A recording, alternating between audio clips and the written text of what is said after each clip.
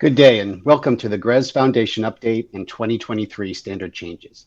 My name is Tom Idsel and I'm the head of Americas for GRESB. Thank you so much for joining in on what promises to be a really informative session today. Thanks to so many of you also who've submitted questions in advance. We'll certainly be addressing those just a bit later on in this call. Before I begin though, I want to take a minute to reflect on both 2021 and 2022 as important years for GRESB. Despite the ongoing pandemic and the ever-changing ESG environment, GRESB underwent a significant transformation. In addition to some serious investment in new people, new processes, and new systems, the independent GRESB Foundation and its governance model were established. I think this is worth emphasizing here today, because to achieve our vision of an investment industry that plays a central role in creating a sustainable world, well, we need to be led by you, the industry. And this needs to be done in an objective and transparent manner. And today is just one part of that important process. Also, over the past 2 years, growth in the GRESB benchmarks for both real estate and infrastructure has really been astounding. Our roster of institutional investor members has also seen several highly influential bodies join in. And our network of value-added partners is growing every month in every region across the globe. In addition, GRESB has released new capabilities, supporting our members' reporting requirements around SFDR and TCFD and transition risk. So as you can see, it's been a pretty busy 24 months for GRESB. But back to today here, we have an excellent agenda lined up for you all. First, you'll hear from Rick Walters, Chief of Innovation and Standards at GRESB, and Isabelle Tykoczinski, an independent consultant to the GRESB Foundation. Rick and Isabelle will walk you through everything you need to know about the governance model. Then you'll hear from Charles van Thiel, Director of Real Estate, and Josh Blamire, Director of Infrastructure. Together, Josh and Charles will highlight the specific changes you can expect coming in the 2023 GRESB standards. It's worth noting for a moment that much of this information was originally shared with all of you members at the end of October, and that represents the earliest release of upcoming assessment changes in GRESB's recent history. And the ability to deliver this information earlier than ever is really a direct result of the increased investment across the organization. Then at the end of the session, the GRESB team will be back here live to answer your questions during a Q&A session. So please submit your questions using the prompts and box on your screen now. Again, on behalf of all of us at GRESB, thank you so much for attending today. I'll now turn the call over to Rick Walters, Chief of Innovation and Standards at GRESB. Rick, take it away. Thank you for that intro. It is a pleasure to be with you. My name is Rick Walters and I'm the Chief of Standards and Innovation at GRESB and the Secretary of the GRESB Foundation Board. I'm going to provide you with an overview of the governance of the GRESB standards by the GRESB Foundation. Note that some of this may be familiar for those who attended the GRESB Global Results events. The last few years have been important for GRESB with some key changes under the hood, if you like. In November 2020, we devised a new governance structure consisting of two linked organisations. Firstly, the GRESB Foundation, a not-for-profit, independent, mission-driven and investor-led organisation that owns and sets global standards for assessing the environmental, social and governance performance of real estate, infrastructure and other assets. The Foundation is the primary platform for engagement for GRESB with the industry. And secondly, GRESB BV, a profit-for-purpose benefit corporation responsible for assessing, validating, scoring and benchmarking using the standards. GRESB BV staff provide the secretariat for the GRESB Foundation in accordance with the service level agreement. The GRESB Foundation is responsible for defining the GRESB standards, which are a set of guidelines that provide globally recognised and consistent means of assessing and benchmarking the ESG performance of assets and portfolios. With the support of the GRESB Foundation, we engage the services of an independent and experienced facilitator, Altarine Partners, represented by Isabelle Tykoczinski, to assist us with implementing the new governance model, developing a new strategy for the GRESB standards, and devising a new approach to standards development. As the primary platform for the GRESB Foundation places the voice and priorities of GRESB members and partners at the forefront of its work. A new standards development process has been developed, which integrates stakeholder engagement. The recently announced 2023 changes represent the first set of standards developed by the GRESB Foundation that follow this new standards development process. Going forward, This is how the GRESB Foundation intends to fulfill its mission and ensure that the standards remain by the industry, for the industry, and investor-led. The Foundation is led by the Foundation Board, which is the main decision-making body and consists of up to 13 representatives. The Real Estate and Infrastructure Standards Committees oversee the development and maintenance of the GRESB standards. They report to the Foundation Board. The expert resource groups provide expert industry resources that can be called upon to form working groups when needed to review and recommend improvements to the GRESB standards. In 2023, for instance, 2 working groups will be formed to research and review aspects related to the evolving topics of diversity, equity and inclusion and physical climate risk. The board and committees consist of representatives from GRESB members, partners and industry partners. To preserve the investor-led status of the Foundation, Foundation Board is made up of at least 2/3 majority of investor members that are also asset owners. We conducted an open recruitment process late last year through which the board carefully selected its members and members of the standards committees based on criteria including skills and ESG commitment and group diversity criteria such as gender, membership type and location. They also selected the initial expert resource groups following a similar process. Terms on the Foundation governance groups are set to 2 to 3 years and open calls for membership of the groups will run periodically. In 2022, with the establishment of the Foundation and a whole new standards development process, we've had to compress the timeline somewhat, meaning the changes in the first set of standards for 2023 have been kept relatively modest. Given this was a new process, we started by defining a shared vision for the standards, which was published at the start of this year. In Phase 2, we created a strategy, developed proposals for changes, and finally the Foundation approved and published the changes in October. By the end of the year, we will implement the approved changes. We will also finalise the standards and reference guides and the standards roadmap, which will be published in Q1 next year. From 2023, we aim to operate in accordance with the newly established annual standards development process. In broad terms, the process progresses through 5 stages, working on a 2-track agenda covering both the upcoming changes for the following year and the roadmap for future years, as presented on this slide. Throughout the process, engagement with stakeholders will be critical. For instance, the research conducted on the topics for review the following year and beyond can be supported by working groups and feedback from our members and partners. We're working on a more structured plan for wider engagement in 2023 beyond the current GRESB Foundation groups, so please be on the lookout for these opportunities. Hopefully I've been able to explain the key changes at GRESB that we believe make us fitter to address the rapidly evolving industry challenges.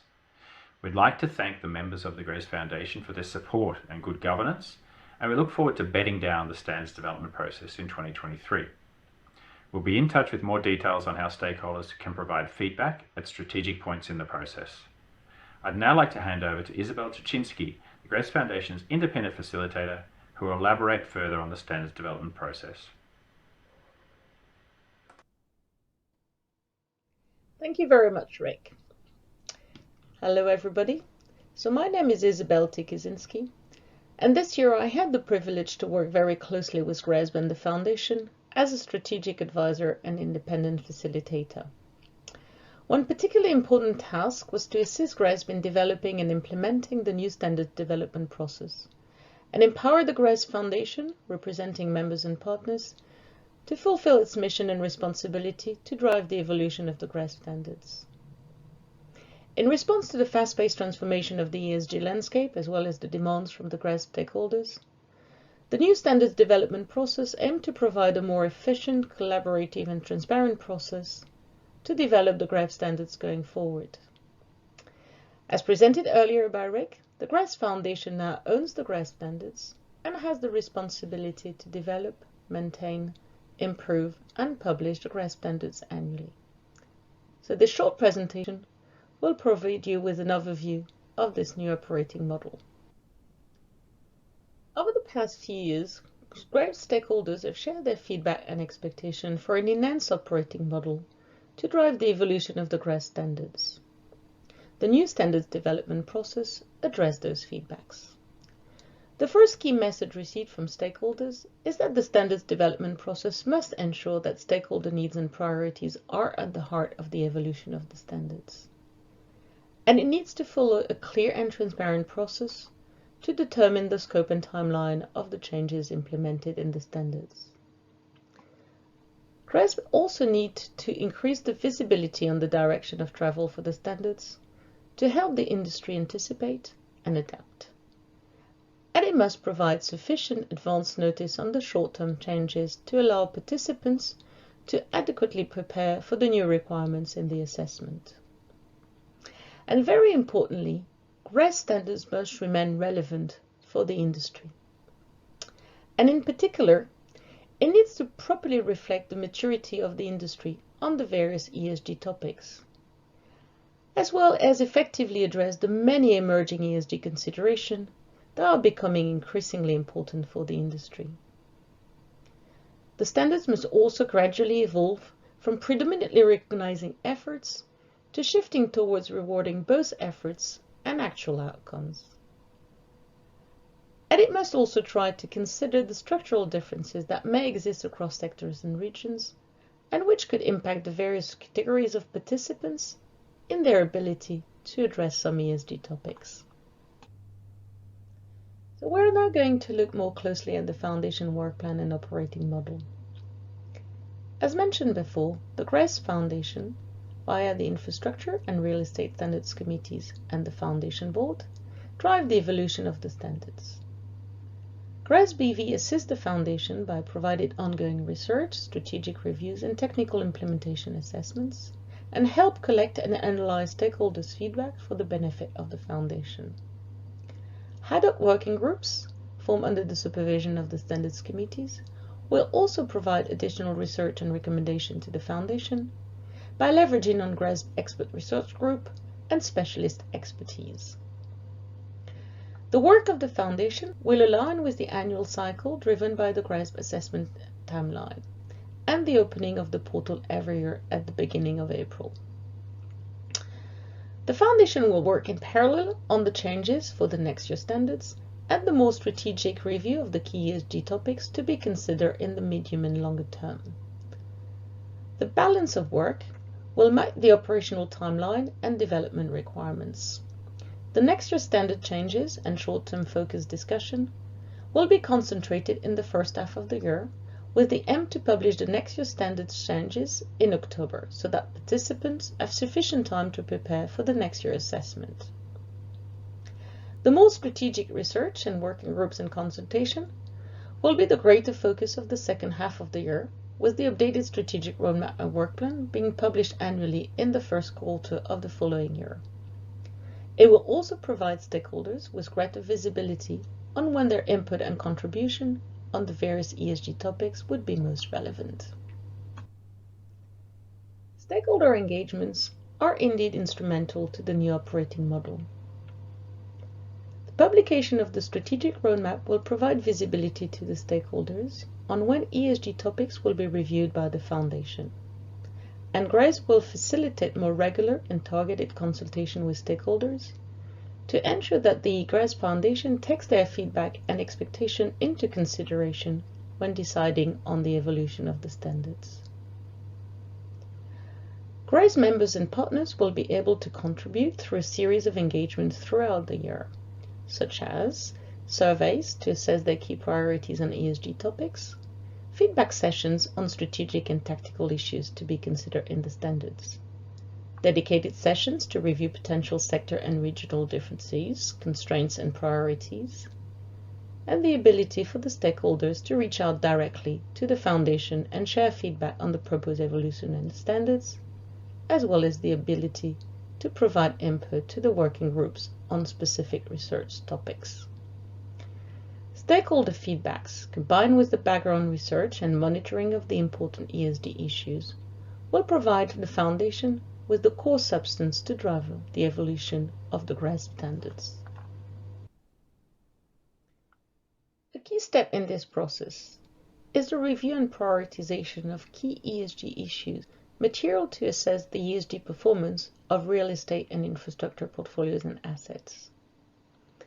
In its responsibility to evolve the GRESB standards and provide visibility to the GRESB community, the Foundation will review annually the status of the existing and emerging ESG topics, and prioritize them through a set of assessments and prioritization criteria, which cover areas such as, first, the level of importance and urgency for the stakeholders to address the topics in the GRESB standards, but also the maturity of the issue and the level of consensus on its scopes, the existence and consensus on the relevant industry standards or frameworks, the level of consensus on data points, metrics, and methodologies, the availability of data, the level of consensus on how to define and assess good performance, and the ability to address the topics in the GRESB standards.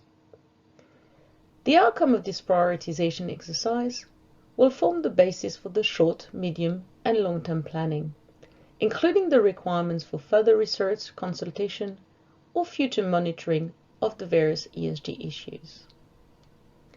This will inform the annual update of the Standard Strategic Roadmap, which outline the plan to enable the medium-term evolution of the standards and the direction of travel for the longer term. It will also allow the pre-selection of the topics likely to be considered for the next year's standard changes.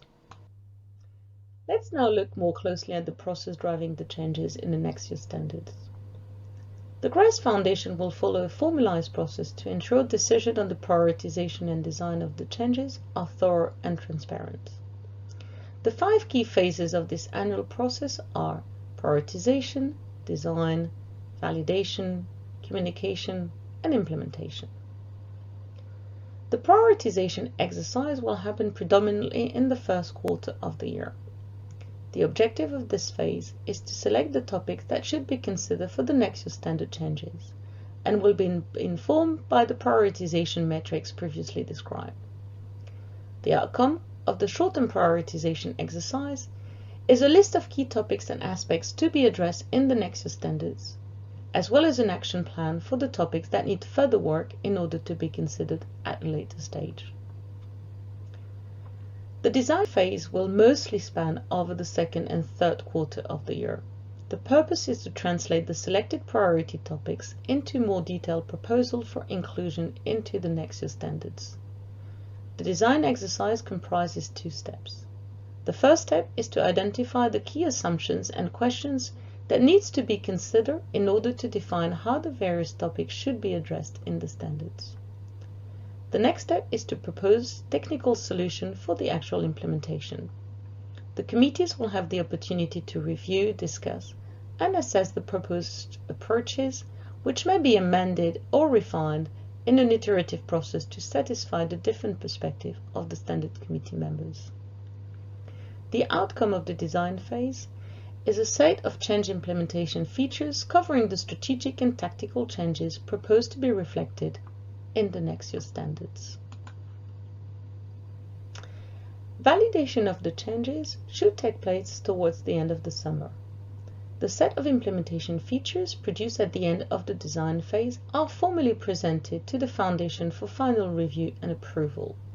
The Standards Committee shall express their recommendation to the Foundation Board, which then has the opportunity to make the final decision on the approval of the proposed changes.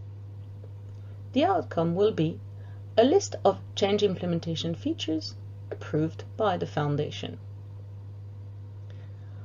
Once the next year's standard changes have been approved, the Foundation will publish them for the benefit of the GRESB stakeholders. The aim is to publish the changes in the autumn to allow enough time for members and participants to prepare for the new requirements. Also, following the approval of the next year's standard changes by the Foundation, GRESB will take the responsibility for the implementation of the strategic and tactical changes in the assessment. GRESB will first translate the approved change implementation features into technical specification for the development team. The implementation and testing phase will happen predominantly in Q4 and Q1 to be ready for the opening of the GRESB portal at the beginning of April. Stakeholders are strongly encouraged to provide feedback on the published changes so that the Foundation can take their input into account for the next cycle of prioritization and design of the future changes in the GRESB standards. So this hopefully gave you a good overview of the new GRESB standard development process. More details can be found on the GRESB website, in particular in the documents published in October in the News and Update section under the Insights menu. And please do not hesitate to send any question you may have on this new operating model. I will now hand over to Charles van Thiel and Joyce Blamire that will present how the new standards development process was applied in 2022 and the resulting 2023 standard changes approved by the Foundation and published last month on the GRESB website. Thank you very much. Good morning or afternoon everyone on the line, and on behalf of the GRESB Foundation, we are proud to present to you today the 2023 changes to the GRESB standards. My name is Charles van Thiel and I'm the Secretary of the Real Estate Standards Committee, and as my colleague Rick Walters explained previously, this committee is responsible for overseeing the development and the maintenance of the GRESB Real Estate Standard. I'm also the Director of Real Estate at GRESB, which makes me responsible for the development and the execution of any real estate related products and services. Joss, how are you doing? Very good, thanks Charles. I'm Joss Blamire and I'm Charles's equivalent at GRESB but on the infrastructure side. So I'm Director Infrastructure and also Secretariat to the Infrastructure Standards Committee. Great, so in terms of agenda for this presentation, we'll be walking you through the main aspects of the 2023 changes, starting with a bit of background as to why those changes exist and why they're relevant for the future of the GRESB standards. We'll then briefly explain how those changes came about this year. Of course, we'll spend a bit of time explaining what those changes are and make sure to share the most relevant resources currently publicly available. We'll give you some key dates regarding what is coming. And finally, we'll try to put 2022 in perspective of the longer-term development of the standards in the years to come. So why the changes and why do they even matter? Well, for that question, we thought it'd be important to get back to the very vision and mission of GRESB, which are provided at the top of this slide.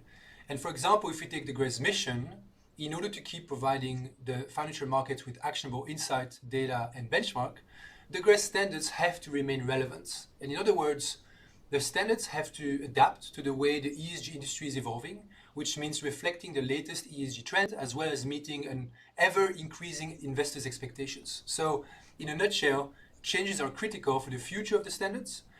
And as you will see at the end of this presentation, you can expect much more in the future. Now, we want to focus on how the process works. My colleagues Rick and Isabelle have already given you a bit of background on this, but I wanted to restate the importance of the GRESB Foundation's independent position to our process. As GRESB BV, we work closely with the GRESB Foundation through our members, standards committees and foundation board to provide research, insights and support to help develop our changes to the standards, as we've done so this year. But crucially, the industry are in the lead, and when it comes to the final decisions, the industry have the final say about what we update each year. We believe this process allows us to move towards a best-in-class governance approach where we listen to and are led by our members, and what you as industry experts need to see is reflected in the GRESB standards. It also creates independence that gives the standards, and as a result, our assessments and the reports that use the standards, credibility and trust. And we think this arrangement is unique to GRESB and really sets us apart. When it comes to 2023, we know that a lot of our year was focused on ensuring we established this new governance process, but we also wanted to make meaningful changes to the standards to ensure they remain fit for purpose in an ever-changing ESG landscape. In order to do this, we adhered to some key objectives from the start of the year. We would focus only on the critical issues this year. However, within those critical issues, we would maximise the number of changes that we could make. And given this standards development process is new and that no longer-term strategic roadmap has yet been published, we wanted to minimise the disruption to participants this year. In terms of how the work has gone, I know Isabelle's already given you some background to our new standards development process and the details of the various stages we want to go through every year to ensure our standards remain up to date. But to give you an idea of how this works in practice, I wanted to quickly give you some highlights of our year so far and some key milestones. So in spring this year, for example, we engaged with standards committees to understand their priorities for key ESG topics. We then entered a design phase over the summer to outline how these topics could be reflected in the standards, including further meetings with standards committees to refine these. Following this process, in the autumn, we developed a description of the changes in a lot of detail and presented them to standards committees for validation, before ultimately going to the Foundation Board for final approval. We're now in the communications phase, and last month we published documentation relating to the process and detailing all of the 2023 changes, and I'll cover that in detail soon. And of course, this event today is specifically aimed at presenting you with the changes and introducing you to this process. The next step for us is finalising these changes for implementation, and that includes developing technical specifications for our development teams to ensure they're reflected in the GRESB portal before the launch in April next year. Back to you, Charles. Thanks, Joss, for this great process overview. So what's everyone's been waiting for here? What are those changes? For 2023, the GRESB Foundation has unquestionably put the emphasis on climate, and as an overarching topic, climate is now addressed through multiple ESG issues such as net zero, which refers to the state of reaching net zero carbon emissions for a reporting entity, physical climate risk and transition risk, which are both notions that fully align with the TCFD recommendations, where physical climate risk refers to the risk of an asset to be physically impacted by an event originated by climate change, and transition risk refers to a business risk relating to the transition of a low carbon future.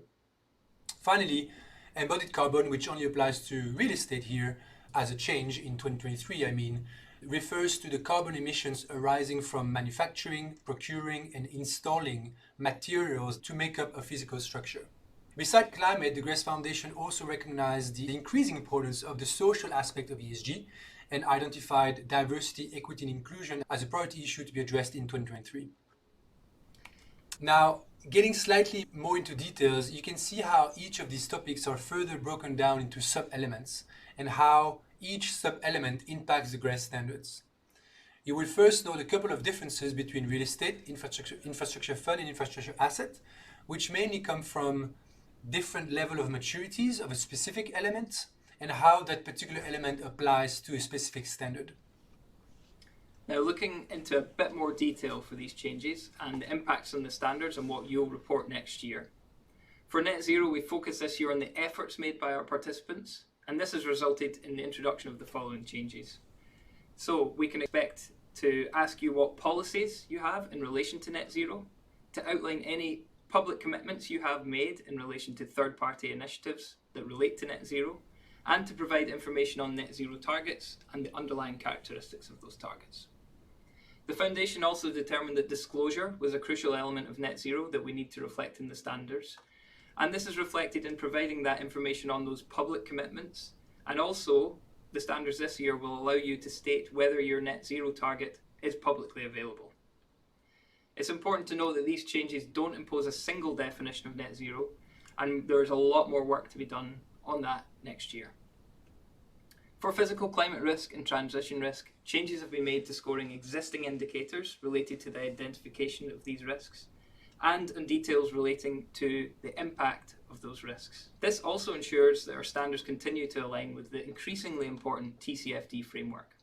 For physical climate risk, we are also going to be starting a work group focused on understanding the different approaches taken to physical climate risk assessment, and hopefully as a result of that research we'll be able to develop the standards further in future in relation to this topic.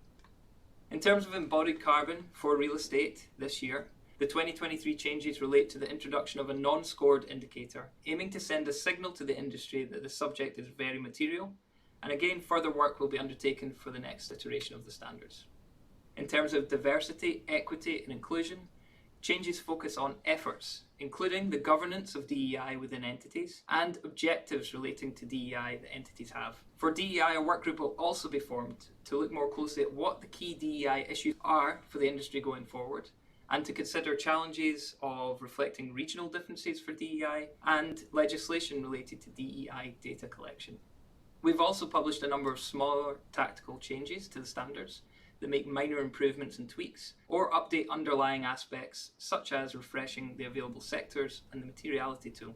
Of course, there are a lot of other details that make up the full picture of these changes. Thankfully, these details have already been published at the end of October last month and are available now on our website. For each specific standard for real estate, infrastructure fund, and infrastructure asset, you can find information on the background to the changes, a description of the change, and how to report on that change. And we've also published more details about the process that we've described today and that Isabelle has outlined earlier, and about how that process was implemented this year. And we've given you details on that in the publication too.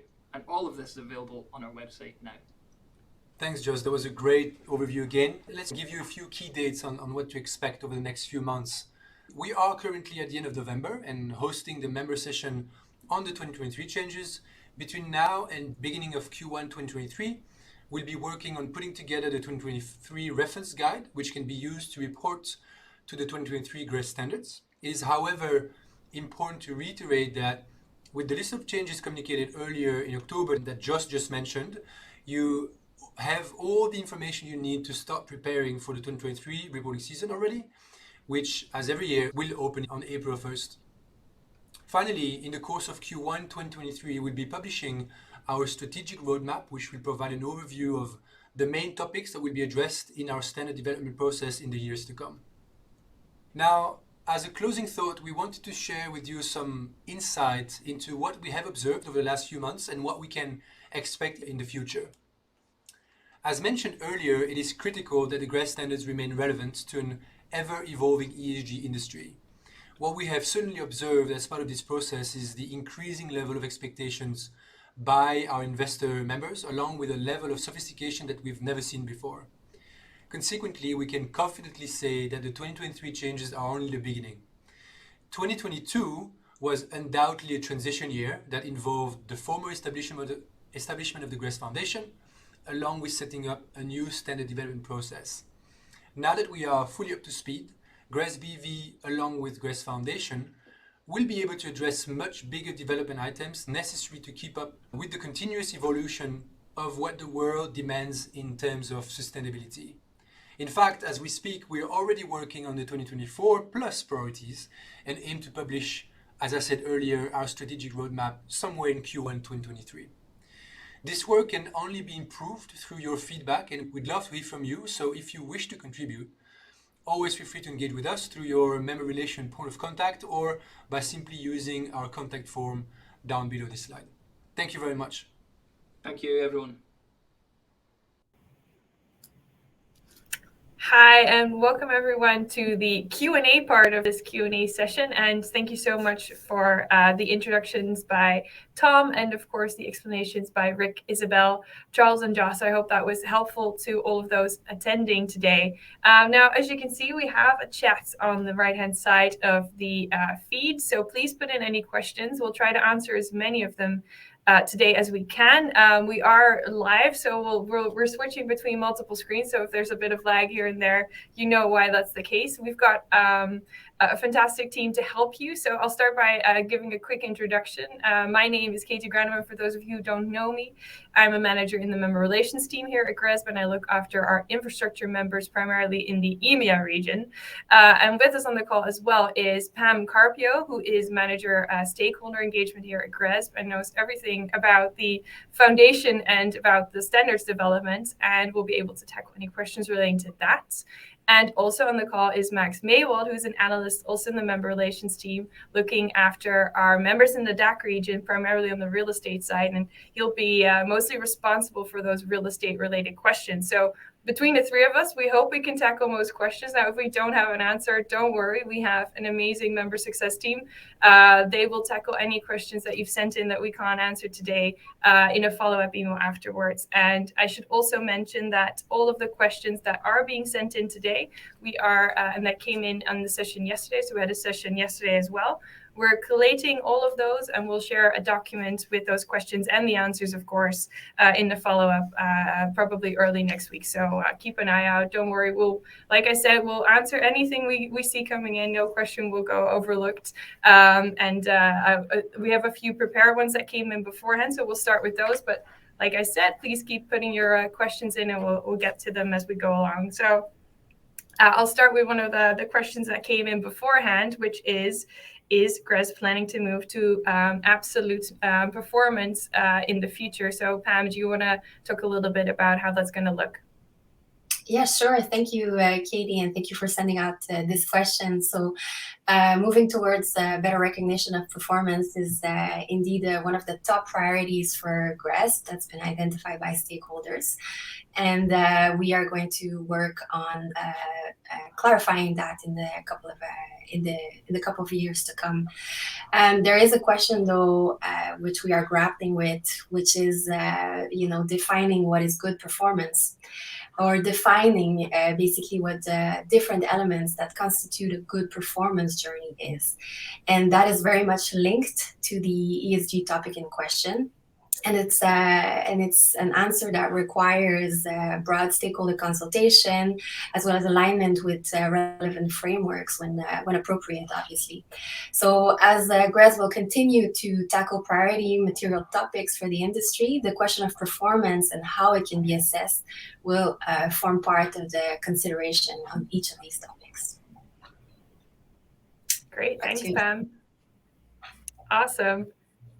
And Max, do you have anything to add to that? Because I saw you taking a deep breath. Or are you already prepared for the next question? Oh, good. Go ahead with the next one. Okay, great. Well, actually, the next one is related to infrastructure, so you have to wait a moment longer because I'm going to answer the infrastructure one, and then we'll come to you with a real estate one.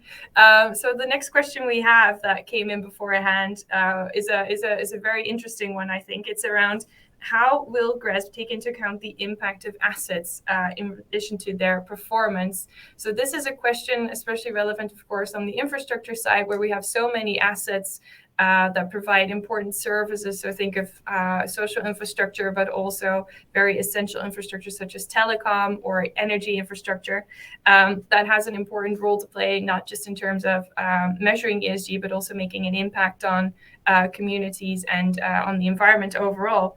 And so the question around how do we sort of take that into account is something that has been spinning around in the GRESB consciousness for a while now. So it's something that's definitely on our radar. It's not something we're immediately able to tackle at the moment.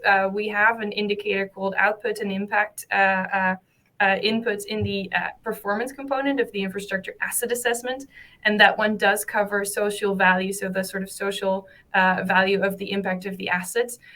There is not really a well-established framework for measuring that at the moment, so if you do know of one, do let us know. We're happy to hear feedback on that. But it's something that we are looking into sort of better incorporating in the future. At the moment, we're really focusing on better measuring performance of the assets, especially on the quantitative side, scoring and rewarding performance improvements for the assets. But impact is not far behind that. So it's on our radar. It's on the long-term vision of where we want to be going. So don't worry, we won't just overlook that. So that's just a note on impact. And now, as I'm sure Max is very keen to answer the question that's related to real estate, I have one for Max, and it's around embodied carbon, which is also a topic that's, I think, coming up quite a lot in conversations with our members. And the question we had that came in before the session is, will GRESB include embodied carbon as an issue for operational buildings? So Max, can you talk a little bit about that? Absolutely. Thank you, Katie. So as you might have seen already in the list of changes for 2023, embodied carbon is, of course, one big topic, as Katie already mentioned, that is a top priority identified by the GRESB Foundation and the wider industry that we take serious for the development of the future GRESB standards. As you've seen in the list of changes, we actually are currently increasing our coverage on this topic within our assessment, however, more on the development side right now. So we currently, we're gonna collect more data on embodied carbon on the development side, so meaning new projects and also major renovations as of 2023. However, since this is a big topic that also further research is required for, we're gonna have a look deeper into this topic going forward to see if we also gonna cover the operational side in the future. However, this has to be discussed with our governance groups as well. Great, and that's, I think, pivotal governance groups, which we've just talked a lot about in the session already. So I'm sure if there's any questions around that, keep asking them, because we're happy to explain exactly what we do. We are very big on transparency. It's one of our most important values. So Pam, we have a question here as well that came up a few times, and it's around sort of one of those issues like we just talked about, embodied carbon, but another one that comes up quite frequently in conversation is biodiversity, and I think this is both on the infrastructure and real estate side. So do you want to talk a little bit about how we are incorporating that in the long term post 2023? Yes, for sure. So that's another topic that has been identified as a priority for development in the GRESB standards. And it's a very timely one as well. As we can see, there's been a lot of discussion in the past COP conference about the linkages between biodiversity and climate risk. So, and climate change, apologies. But what we can say in terms of biodiversity is that the foundation is currently following the developments that are going to happen next month in Montreal. There's a conference where a new convention on biological diversity will be adopted, and based on that, the TNFD, which is a global consortium of standard setters, researchers, governments, will also work on producing or developing a framework for organizations that will look at, that will provide some guidance to non-financial companies as well as financial institutions to report and to act on the evolving nature-related risks. So this framework is something that we are very keen on following and aligning to, so that we can obviously channel all of the efforts at the right place and on the right topics. Yeah. That's good to hear. And I know on the infrastructure side, we do have, of course, an indicator around biodiversity and habitat, but it's mostly focused on sort of the direct impact of habitat removal in addition at the asset level. So, and we are eagerly awaiting a sort of further development around better indicators to monitor the impact of assets and also, of course, of any real assets on biodiversity. So thanks for the clarification there, Pam. I think that's quite insightful. Now, Max, I have another question for you around REC, so renewable energy certificates, and obviously that's also something that came back a few times. And the question that we consolidated to was, how will GRESB factor in the purchase of RECs and scoring? Can you explain that a little? Absolutely. Thanks, Katie. Well, as you've seen in the list of changes, GRESB was kind of changing a bit the assessment of renewable energy within our assessment going forward. The reason for this is that we want to align ourselves with the Scope 2 quality criteria of the GHG protocol. And for this, it's very important that we only going forward only reward people for actively procuring renewable energy. This means not being just linked to a grid that is over time decarbonizing by embedding more and more renewable energy. This means you actually have to really procure actively renewable energy that you're using. Now coming to the RECs or RECs here, here is very important that, as an example for the 2023 assessment, that by the time of the assessment, in 2023, where you report all your energy consumption for 2022, you would need to have procure all your RECs for your 2022 consumption and have retired these RECs legitimately, meaning that you actually show that you have used this renewable energy by the time of reporting these data points to us. And then you will be rewarded accordingly in our scoring as before as well for procuring and using renewable energy. Great. Thanks, Max. And yeah, it's interesting to see that that's really taken up so much more interest in recent years, and it's good that we are now factoring that in as well. That's really good to see those developments. I have another question for Pam, and it's around taxonomy. So we see more and more taxonomies popping up around the world, and the question we got asked beforehand as well was, will GRESB include if entities are compliant with any of those taxonomies, for example, the EU taxonomy? Yeah, that's a good question. I think while this alignment with the taxonomy has not necessarily been identified as a priority for our stakeholders at the moment, I think this is something that's just embedded in the process that we want to adopt going forward in terms of evolving the standards. A lot of research, for instance, will be around mapping out what are the relevant frameworks or the frameworks that shape the efforts that are being done by the reporters, the GRESB, or the users of the information that GRESB produces. I think also it is part of the vision that GRESB has published a little bit earlier this year, where one of the principles is obviously to seek to align to different frameworks or regulation that would have a material impact on our assessment or our standards. So this is the way, while it is not necessarily, like I said, a priority that's identified, it's built into the process that we are going to adopt, that we have adopted actually this past year and going forward. And also, with a view to always make sure that regional differences are also considered. So while the EU taxonomy is probably very relevant for the EU or businesses active in the EU, we also need to make sure that we look at other developments, other similar developments in other regions. Great. Yeah, we are the G in GRESB does stand for global originally, so good to keep that view in mind.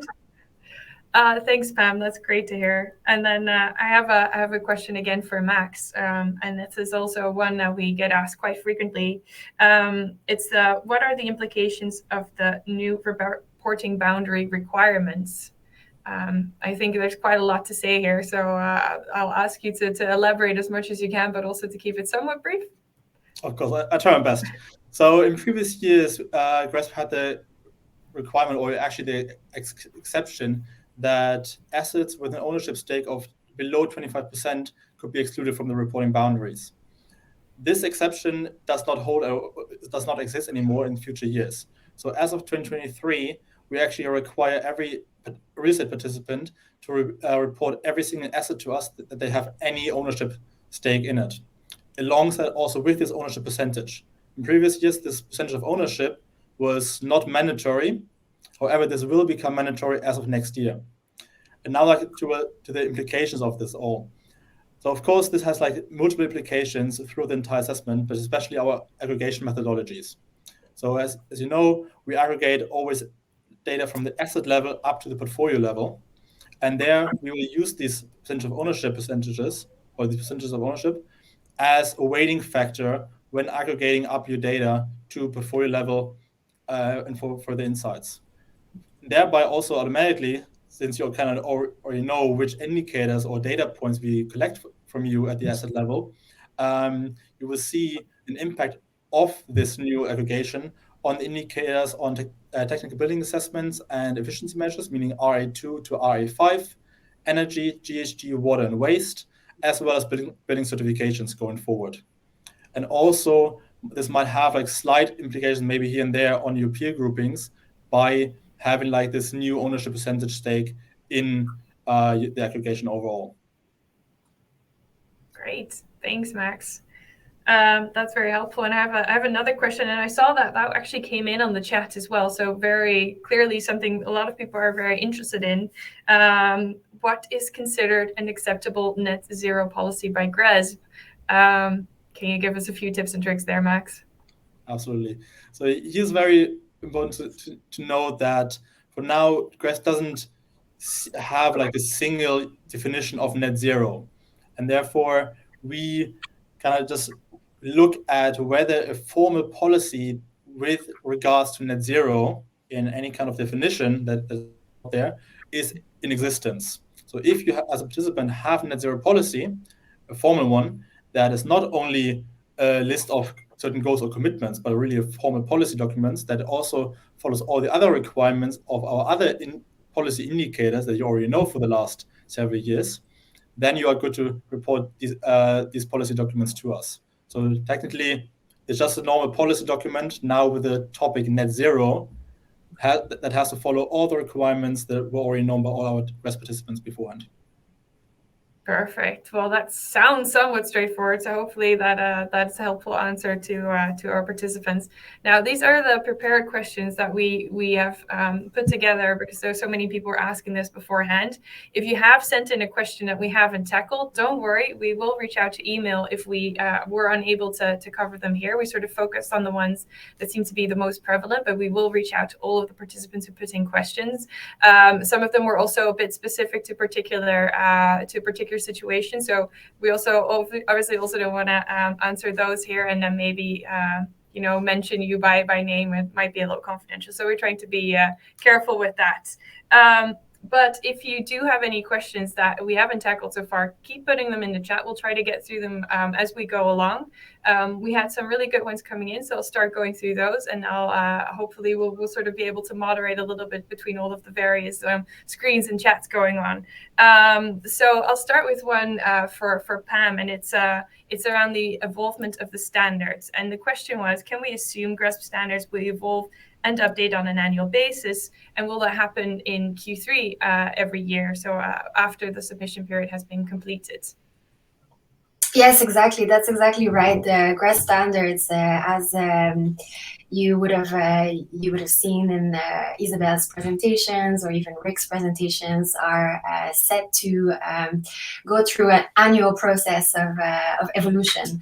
So while the work will continue or will have already commenced in Q1, basically in terms of prioritization and in terms of consultation on what the key priorities are for the upcoming GRESB standards the year after. The aim is to publish the changes to the upcoming GRESB standards around early Q4 of each year.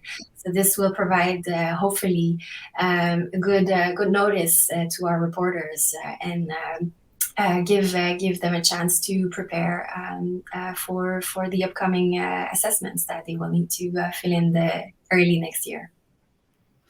Great. And I think we have a very related question to that around documentation, and it's, when will the 2023 scoring document be released?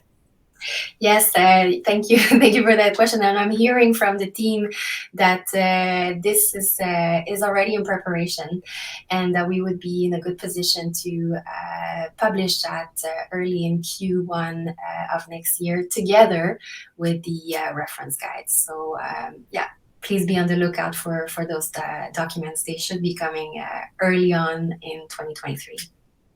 Brilliant. And I'm sure, like any of the questions that we see coming in today, and if we notice that there's quite a lot of themes that participants would like to have a bit more guidance on them, do let us know, because then we might be able to include that in the reference guide or in the guidance materials that we provide. I see that there's more questions coming in. Very, very good to see that. Keep them coming. Like I said, we'll try to navigate as much as we can to cover as many questions as we can today.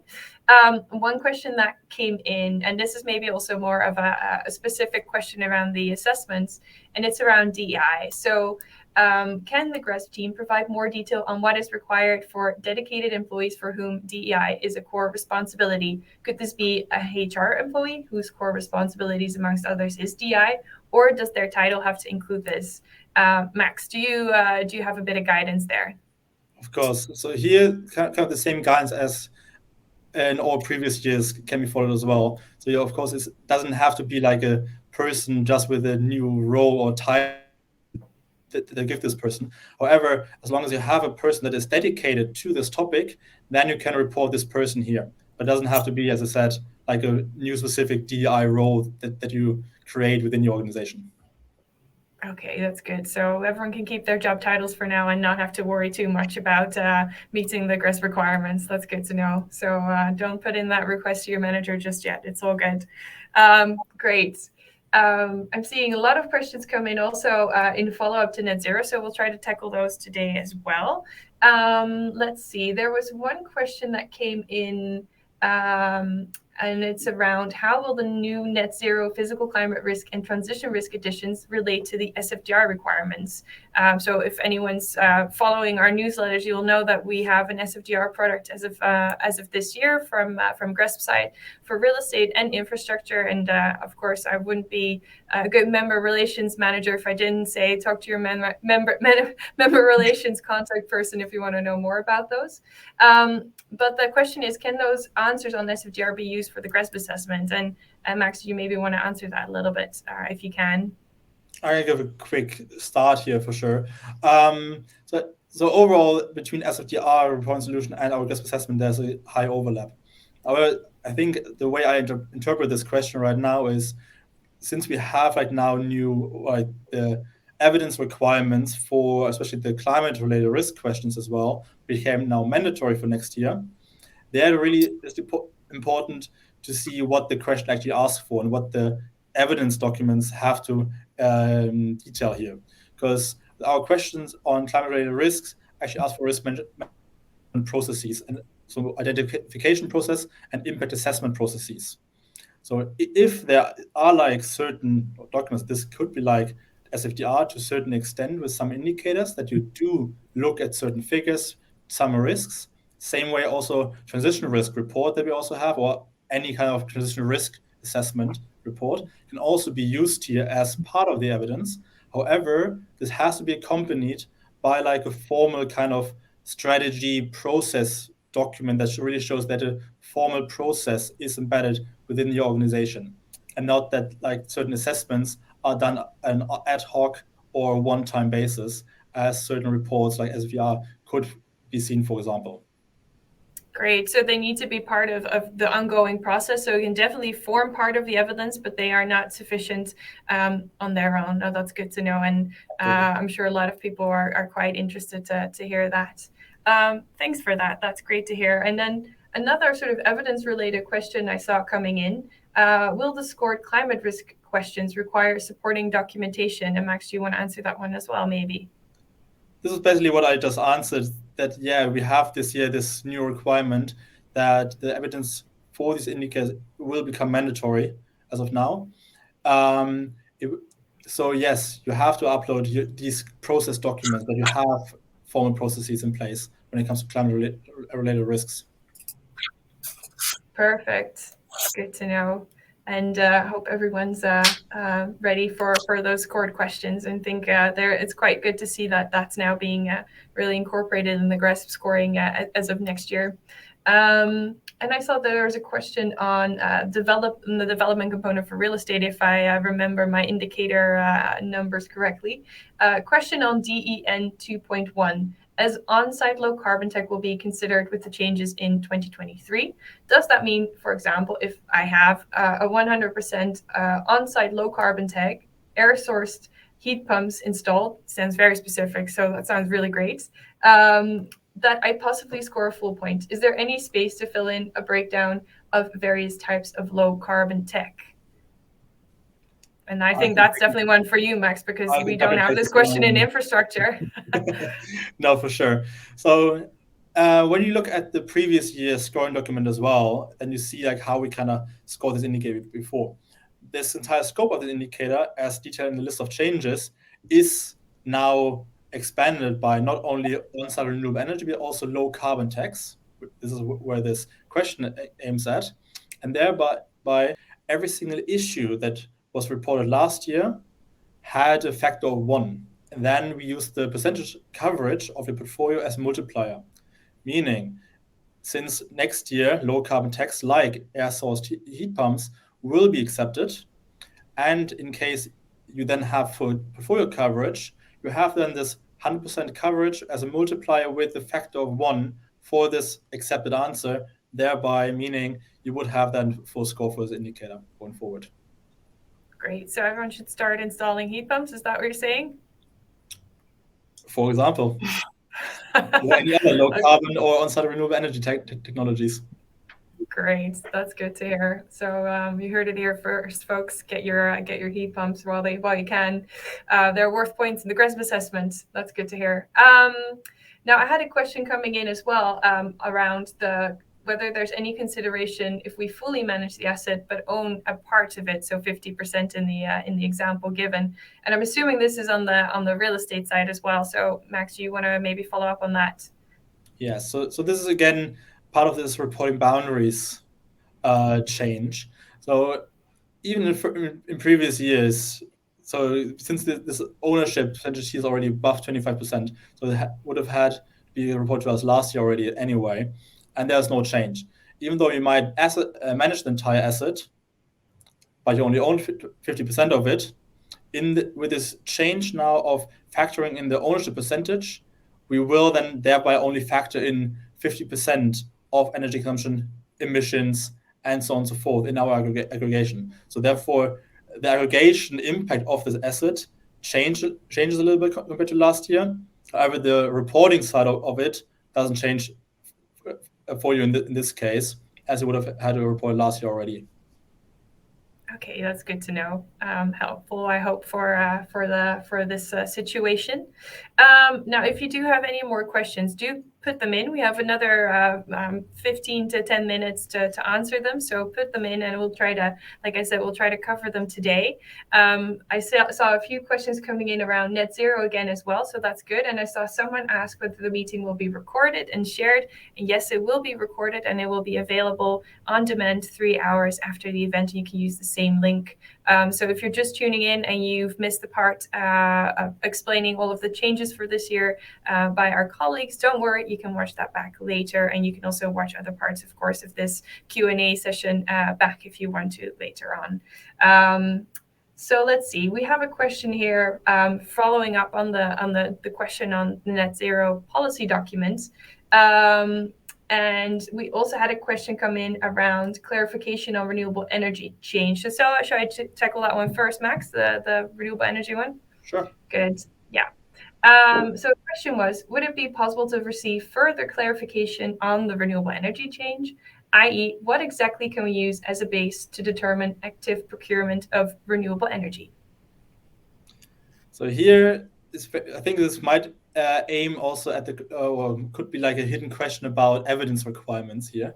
So very important, but might have missed earlier to state, we don't have any evidence requirements for this. However, as I mentioned, as long as you have actively procured your renewable energy, for example, by using renewable energy certificates, then you can report this renewable energy consumption to us. And here might be then, there are certain ways, of course, for procuring this renewable energy actively. So as long as you have this determined as being actively procured on your side, you can report it to us.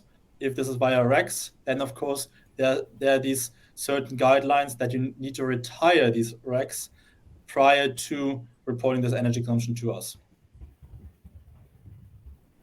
Good, that's good to know. And like I said, we're navigating between different screens. So if you hear a bit of ticking in the background, that's me typing questions to our team to help me out here and there. I see some more questions coming in, so we try to cover those as well. Thank you all for being so active and thoughtful with all of your questions. It's really good to see that you've all come here prepared and interested and ready, hopefully also after this for next year. Let's see, I saw a question coming in also around net zero policies. Max, is there any that you want to tackle? I'm seeing you read, so I want to give you a bit of a breather as well. Yeah. Bam, are there any that you want to answer? Because then I can also pass one on to you if you have a response for anything.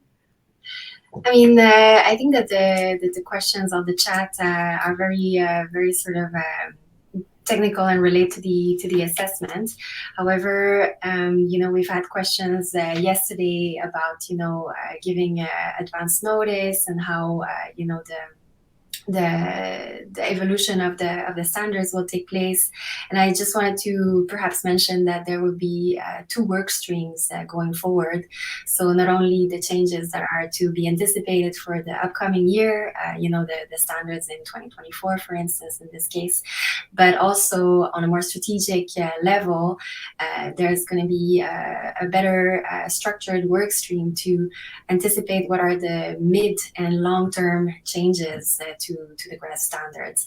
And this will hopefully allow, sustainability teams that are working at the forefront, implementing and making those assets more sustainable. The rest of or breather to actually perform those actions while they know that the discussions on evolving other topics are happening in the background. So I just wanted to mention that maybe that's also an interesting feature of our new standards development process. Yeah, great. Thanks, Bam. And that is indeed a very important part to mention. So good to emphasize that again. And we're hoping to get good engagement and good input from those groups on the standards moving forward. So we're looking forward to that next phase.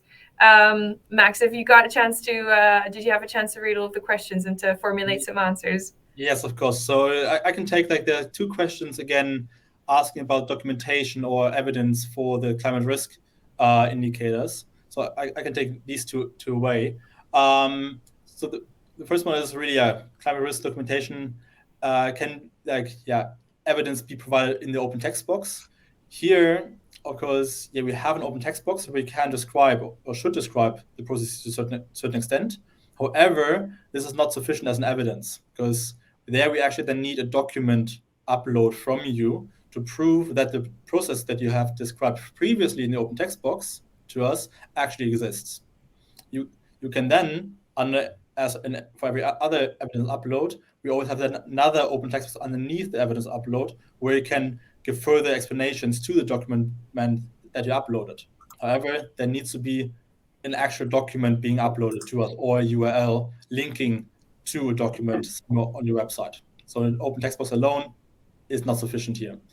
And the second part asks then for the physical risk impact assessment, what examples we could provide there as accepted evidence. And there we have, for example, you could use a section of a risk framework or risk management plan addressing physical risks that you can upload, procedure that you undertook with like a proof of register or matrix, like checklists, certain scenarios you undertook that all have or show in a certain way how your physical risks then also might have an impact on your financials in the end in your operations. Yeah, that's good. I think we always get a lot of questions on the risk assessment and management indicators. I think both for real estate and infrastructure. And even today, I answered a question from one of our members on this around the nuances. And ultimately, this is something we always tell all of our members in the reporting when they have evidence questions. We have a fantastic third-party validator, SRI. They do an incredible amount of validation decisions every summer, and the easier you can make it for them to find the appropriate information in your evidence, the better it is, because it will just make their life easier, and it will definitely also make your life easier and the whole process a lot smoother. So if you're ever unsure about whether you have the appropriate evidence or whether it meets the requirements, do reach out to us beforehand. We have a fantastic member success team. I cannot reiterate this enough. We have a really great group of people. They're super quick as well. They have a fantastic response time of less than 48 hours, even during busy times. They try to help you as quick as they can. So do make use of that resource and get in touch. I'm seeing another question coming in around livability score and walkability score as options. And Max, do you have any insights on that, or do you want to tackle another question first? Not from the top of my head right now. I'm also pretty sure that TC 6.2 actually does not require any evidence in the first place. So, walkability scores and livability scores are defined metrics out there. So there are certain ways how you would calculate these scores. And if you calculate this livability score or walkability score for your entities or for your assets in this case, then of course you can report that to us. However, there's no evidence requirement for the indicator, and therefore also no examples for them that we can tell you right now that you should provide to us, because you don't have to anyway in the first place. However, another evidence-based question that came in regarding net zero policy again, that I think came also like once or twice up already, is whether this net zero policy has to be a standalone document. And here, the same rules apply as for any other policy documents as well that is uploaded to us. It does not necessarily have to be a separate standalone document. It could be, but it doesn't have to be. But as long as like there's a separate section within a longer, larger policy document of yours that is then dedicated to the topic net zero, this would be sufficient. Exactly, and it comes down again to making sure that that's clear in your evidence. Like, this is the net zero part. If you are not familiar, we do have evidence cover pages available during the reporting time, and I highly recommend making use of that, because it will make the validation process a lot easier. What you simply do, you put your evidence cover page at the front of your evidence. So if you have a PDF document, for example, you put that as the first page, and you list exactly where you can find particular evidence parts. So, for example, if you have net zero covered in a longer policy document, you can say exactly on page 5, you can find our net zero policy related information in support of the indicator. So do make use of that, and it's available on our website under resources. And like I said, we are also happy to send that forward. Now we are getting to the end of our time today, and like I said, if you have any questions that we haven't tackled or anything that you sent in beforehand, do not worry, we will come back to you afterwards. Like I said, some of the questions are maybe a little trickier, and we also want to sometimes check internally to make sure we give you the right answer and not just talk out of our heads. So thank you so much for everyone who's been attending. Like I said, we'll send a follow-up email with a document with some of the more frequently asked questions or the recurring themes that we've seen that will come out some point next week when we've been able to put that all together. Our team will send in a follow-up, and you're able to watch this video again on demand in about 3 hours time when that's all done with uploading and rendering. So I kind of want to conclude here and thank our speakers for today. I thought I hope the foundation part was as interesting to all of our attendees as it was to me. I thought it was very insightful, and it's so nice to hear how that's been evolving and all of that work that's been happening behind the scenes, really materializing in changes for next year and hopefully improvements in ESG for the built environment and for the financial sector as a whole. So that's really nice to see. So thank you, Pam and Max, for joining me today with answering some of these questions. And again, thank you to all of the people who've tuned in and who've asked any questions through the chat function. And I hope you have a really nice rest of your day wherever in the world you may be. Thank you so much. Thanks, everybody. Thank you.